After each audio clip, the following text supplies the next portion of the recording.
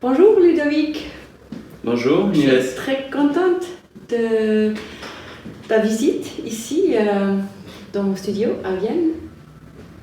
Et je te connais depuis quelques années, tu es un géologue et tu t'occupes des météorites et des impacts des cratères aussi. Et aujourd'hui j'aimerais parler avec toi un tout petit peu de l'impact des rêves dans ta vie personnelle et anche italiano, et aussi professionnellement. Est-ce que tu te rappelles de tes rêves les matins quand tu te lèves? Bonjour Nives, bien, merci de m'accueillir dans ton studio, dans ton atelier. Les rêves, oui, je rêve tous les jours et je me rappelle souvent de mes rêves puisque à peu près 7 jours sur 7, je me réveille avec mon réveil.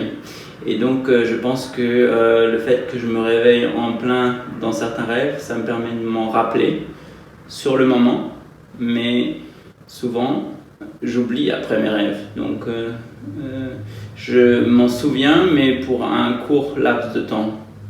Sauf si c'est des rêves qui peuvent être des fois redondants et qui sont souvent liés peut-être avec du stress, puisque du stress, c'est un stress assez particulier. Par exemple, ces derniers jours, je cherchais cette météorite qui est peut-être tombée en Autriche, et donc j'en rêve la nuit que je la cherche, et donc c'est des rêves qui sont redondants du fait de mes activités journalières. Et les rêves, ils te laissent un certain feeling, une émotion. Est-ce que tu essayes de comprendre tes rêves? Comprendre mes rêves. En fait, souvent, je pense qu'il y a quelque chose en lien avec quelque chose qui s'est passé avant, les jours d'avant ou plus longtemps, ça dépend, les échelles de temps sont assez obscures dans ce genre dans mes rêves. J'essaye de trouver, oui, des fois quand je vis un instant dans la journée, je me dis tiens, ça je l'avais rêvé, ou je me demande souvent si c'est quelque chose que j'ai rêvé ou que j'ai pensé et qui se réalise. Et des fois j'essaye de m'imaginer, de me rappeler qu'est-ce qui se passe dans le rêve, parce que des fois il y a des rêves qui se terminent pas forcément très bien, mais l'instant présent défile, et c'est vrai que par moments il y a des espèces de flashbacks, comme des moments, des choses que j'ai l'impression d'avoir déjà fait, et c'est probablement durant mes rêves que j'ai fait ces choses. Est-ce que tu as déjà rêvé que tu as trouvé le plus grand météorite du monde? Non, c'est jamais si précis que ça. Il y a des découvertes, des aventures, des expéditions, mais il n'y a pas, à ma connaissance, je n'ai pas des tailles ou des masses de météorites, des choses comme ça. Donc non, je trouve des fois peut-être des météorites dans mes rêves, mais il n'y a pas d'aspect de taille dans ce... Est-ce que tu as des rêves où tu as des sons spéciaux de gravité? Parce que je suis en ce moment un peu j'essaie de comprendre la loi de la gravité. Pour les météorites, c'est assez intéressant, ils tombent parce que nous avons la gravité sur notre planète. Est-ce que la gravité est quelque chose qui est présente dans tes rêves? Bonne question. Dans mes rêves, je ne me vois pas forcément marcher, donc c'est plutôt quelque chose de flou dans les rêves que j'ai à l'esprit à l'instant présent. Donc la gravité... Tu voles des fois? Je sais pas, c'est assez difficile à dire. Oui, des fois je survole des endroits probablement, mais je me vois pas moi. J'ai pas l'impression de me voir moi-même. Je me projette peut-être, mais je me vois pas moi, donc je peux pas dire si je marche. Donc la gravité, si je rêve de météorite et que je vois le phénomène lumineux, le fireball et la chute de la météorite, oui, il y a la gravité qui rentre en jeu, mais c'est pas... Mais tu rêves des chutes? Je rêve de chutes. Des chutes de météorites? Je rêve de fireball, de météores, donc de ces grosses étoiles filantes, si on veut, de ce phénomène lumineux, oui. Donc il y a probablement une part de gravité derrière, mais c'est jamais un aspect de mes rêves dont j'ai essayé de saisir cette physique derrière, comme tu me le demandes. Oui. Une question peut-être un peu abstraite. Est-ce que si un météorite pourrait rêver, Une météorite pourrait rêver? Oui, une météorite pourrait rêver. Quel serait le rêve d'une météorite? Le rêve d'une météorite. Les météorites, souvent, donc on parle de météorite quand on trouve une pierre sur Terre. Donc c'est une pierre qui va venir de la ceinture d'astéroïdes, mais certaines viennent de Mars ou de la Lune. On peut imaginer aussi, on trouve sur Mars des météorites, donc des morceaux d'astéroïdes qui sont tombés sur Mars. On pourrait imaginer trouver des morceaux de la Terre sur la Lune ou sur Mars. Oui. Et le rêve d'une météorite, je dirais que ce serait de revenir de là où elle vient, c'est-à-dire un morceau qui a été éjecté d'une planète et qui reviendrait sur cette même planète. Oui. Ça peut être un rêve de retrouver ses copines les roches qui l'ont lâchement abandonné lors d'un impact. Théoriquement, c'est assez peu probable, sauf si jamais on allait sur la Lune et on ramenait un morceau de Lune avec des morceaux de Terre à l'intérieur. Donc, mais ça pourrait être un rêve d'une... Mais le météorite, la météorite, on dit? Là où les deux sont possibles. Les météorites ont la mémoire, si on veut, parce qu'ils transportent leur histoire avec eux. Ouais. Les météorites, oui, c'est une roche, donc c'est un peu comme un livre. Donc à chaque fois qu'on ouvre une page dans un livre, on a une histoire. Et les météorites, c'est pareil, elles sont composées de plein de minéraux. Et chaque phase qui compose les météorites vont avoir leur propre histoire. Par exemple, les météorites ont 3 âges, l'âge de formation, l'âge de transit et l'âge qu'ils ont depuis qu'elles sont tombées sur Terre. Donc elles ont une mémoire, bien sûr, elles ont une mémoire donc, qui est enfermée dans ces minéraux. Il y a une mémoire magnétique aussi, elles ont été formées dans des conditions magnétiques particulières.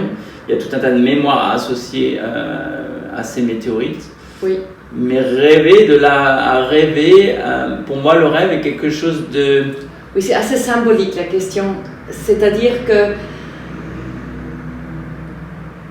les animaux, la nature, peut-être...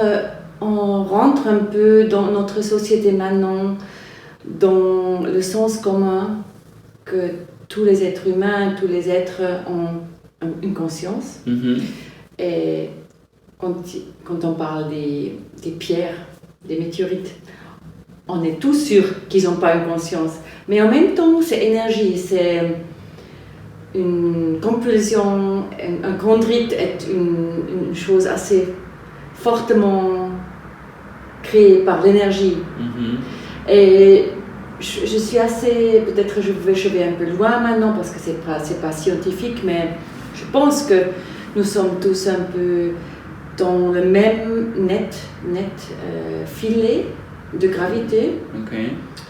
Et qu'il y a peut-être une certaine égalité, pas d'esprit ou de conscience active, mais d'énergie dans les choses, dans les êtres. Et je crois que les météorites sont pour moi, des fois presque des êtres parce qu'ils transportent tellement d'histoire et ils nous racontent un peu de notre histoire. C'est vrai que c'est les roches les plus anciennes que l'on peut connaître, 4,5 milliards d'années. Et elles ont toute une histoire avant d'arriver sur Terre, que nous, géologues, géochimistes, on essaye de reconstituer. Après, elles ont leur histoire terrestre. Par exemple, ici, on a cette bouteille. Merci beaucoup. Du vin d'Alsace, d'Ensisheim, cette météorite qui est tombée à Ensisheim, donc en Alsace, en 1492. Elle a une histoire incroyable depuis sa chute jusqu'à nos jours. Elle a eu des conséquences sur tout un tas de choses et elle a donné du rêve aussi, comme chaque météorite. Je ne sais pas si elles rêvent, les météorites, mais en tout cas, elles apportent du rêve sur Terre. Et il y a même Dürer qui avait vu cette chute et qui a fait une gravure. Ça, c'est une de ses gravures. C'est pas celle de Dürer, mais c'est une de ses gravures qui a fait. Tu veux l'ouvrir? Oui. Mais on va pas laisser cette bouteille-là. Écoute, si tu penses au futur, personnellement, aussi professionnellement, Si tu penses aux possibilités de notre planète, de notre vie, est-ce que tu as une vision ou un rêve que tu aimerais partager avec le monde extérieur? Un rêve que j'aimerais partager. Mais ça peut être aussi une vision, un vœu. Alors, peut-être un rêve que je n'ai pas encore fait.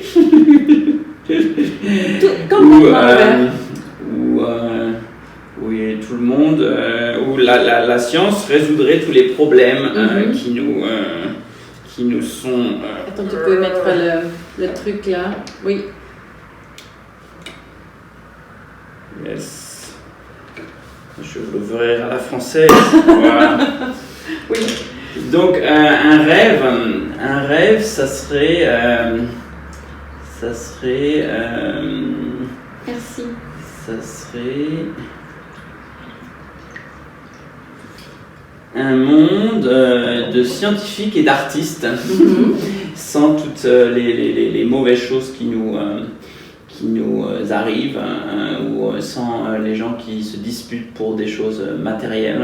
Je dis ça, après, quand une météorite tombe, j'aimerais bien qu'elle arrive à Vienne, où il y a d'autres qui veulent l'avoir. C'est un peu une petite guerre, mais il n'y a pas de conséquences comme tout ce que l'on voit autour de nous. C'est pas vraiment très concret comme rêve. Tu veux dire qu'un échange osmotique entre les gens sans que le fric dirige les intérêts? Possible, mais ça, oui, sans la violence en tout cas. Après, il peut y avoir de l'argent, mais cette violence, qu'elle soit physique ou mentale, c'est quelque chose on pourrait s'en passer. Après, si on regarde depuis la nuit des temps, quand cette météorite est tombée, c'était un signe divin qui a probablement déclenché même une guerre ou des batailles. Et il y a eu plein de personnes qui ont voulu s'emparer de cette météorite. Je lisais encore récemment que même durant la Seconde Guerre mondiale, les Américains, après avoir libéré donc une partie de la France, ont essayé d'acheter cette météorite pour l'emmener. Est-ce que cette météorite, j'ai lu un peu l'histoire de cette météorite, elle était mise à l'église et puis on l'a...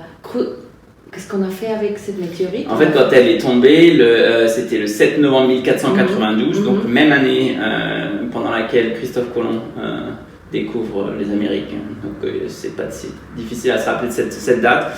Elle a été enchaînée dans l'église. Enchaînée, oui. Enchaînée dans l'église. Pour pas qu'elle reparte, probablement, c'était l'idée. Et après, elle a été enlevée, elle s'est effondrée, le clocher de l'église s'est effondré, donc elle est retombée. Donc elle a été emmenée à Colmar pendant un moment, elle a été là-bas. Il y a pas mal de gens qui ont prélevé des morceaux, encore une fois, lors de sa chute, mais encore quand elle était plus attachée dans l'église. Qu'elle a été attachée dans l'église, ça a permis qu'elle soit préservée pendant aussi longtemps. Et à la Révolution, elle a été donc à Colmar et elle est revenue beaucoup plus tard à Ensisheim. Maintenant, elle est plus enchaînée dans l'église, mais elle est dans le petit musée local qui est sur place. Et il y a des morceaux de cette météorite même ici à Vienne. Mais je me rappelle, on s'est connus le soir où la météorite d'Ensisheim était en visite à Vienne. Tu te rappelles? C'est possible. Je me rappelle de l'événement puisque j'ai organisé cet événement. Non, mais là, on avait c'était parlé, donc pour les 1 an de la réouverture de la salle des météorites. J'ai voulu réaliser le rêve probablement de l'empereur qui a collectionné qui a débuté cette collection de météorites. Il a probablement rêvé d'avoir cette météorite dans sa collection. Il en a des petits morceaux, mais d'avoir la grosse masse. Il en a probablement rêvé, mais il n'a jamais réussi à l'avoir ici à Vienne. Et on a réalisé son rêve d'avoir cette météorite à Vienne pour quelques jours. C'était en 2013. C'était un événement, puisque c'est la première fois depuis 1492 qu'elle voyageait aussi loin. Donc, puisqu'avant d'arriver sur Terre, elle a voyagé pendant très très longtemps, mais depuis qu'elle est arrivée sur Terre, elle n'avait jamais voyagé aussi loin.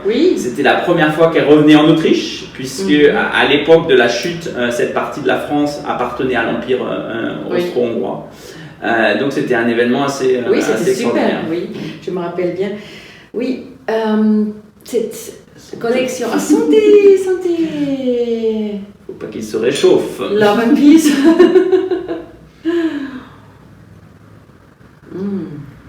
L'Alsace. J'adore les vins alsaciens. Pinot gris, fruité. Alsacien. Oui.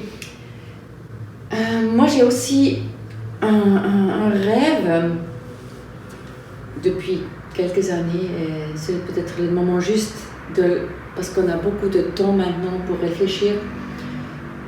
Tu sais que j'ai fait ce livre sur les météorites. C'est aussi pour ce livre que j'ai cet intérêt un peu spécial. Et j'aimerais vraiment continuer ce travail parce que je suis convaincue que cette collaboration entre personnes qui sont dans la science et personnes qui sont dans l'art est tellement importante parce que je crois que chacun de nous peut donner à l'autre des idées et peut-être c'est comme il y a toujours chaque objet a tellement beaucoup d'aspects et on ne voit jamais tout et on a toujours besoin de l'aide d'autres personnes qui te font comprendre comment les choses vraiment sont. Et je réalise maintenant que j'ai que parlé l'italien les derniers mois. J'arrive presque plus à parler le français, je m'excuse. Mais ça, c'est vraiment quelque chose, c'est aussi un rêve pour moi. Comme tu as dit, je trouve qu'il faut un échange très pacifique entre les nations. Et il devrait être quelque chose comme un vœu global de résoudre les problèmes qu'on a sur cette planète dans une manière peaceful, comme on dit, en paix. En paix, mais aussi en vitesse, en haute vitesse. Parce que il faut résoudre les choses en haute vitesse maintenant, non? Oui, mais le problème souvent, c'est ce qui me... Pour aller chercher mes météorites ou les cratères, je vais dans des pays des fois qui ont été inaccessibles pendant des années et des années à cause des guerres, mais je m'aperçois qu'il y a maintenant des pays où je pouvais aller il y a encore pas si longtemps où on ne peut plus aller à cause de tout ce qui se passe. En ce moment, c'est vraiment tout est très, très difficile, oui. Espérons que cette météorite virale qui nous a touchés, tu as entendu parler, il y avait un virus, hein? Oui. Virus? Oui. Ils ont dit qu'il y avait un virus. Un virus, oui. Et j'espère que bientôt, on peut dire que c'est plus le main topic, comment on dit, l'information principale. Oui. C'est plus amusant, une petite aparté, c'est que beaucoup de gens parlent de ce virus comme étant extraterrestre. C'est souvent d'ailleurs quand on n'arrive pas à expliquer quelque chose, quelque chose qui est anormal, on parle d'extraterrestre. Et en Autriche, on connaît 7 météorites. Et la dernière météorite qui a été découverte en Autriche, elle s'appelle Ischgl, puisqu'elle a été trouvée à Ischgl. Et donc c'est assez amusant, assez coïncidence, puisqu'il y a aussi 2 gros événements qui ont eu lieu ces derniers mois. Le premier, durant le premier confinement, un fireball qui a été vu au-dessus de l'Autriche. Oui. Et encore une fois maintenant, il y a 2 semaines de cela, un autre événement similaire, un gros fireball qui a été vu au-dessus de l'Autriche pendant le 2e lockdown. Oui, et je te souhaite vraiment que tu trouves cette météorite. Ça serait beau, non? J'en rêve. Oui. Merci beaucoup, Ludovic, pour ce vin et aussi cette conversation très intéressante. Et je suis très, très, très contente de t'avoir comme ami, parce que c'est toujours très intéressant et rafraîchissant de t'encontrer. Alors, plaisir partagé, Nieves. Oui. Merci beaucoup de m'accueillir aujourd'hui.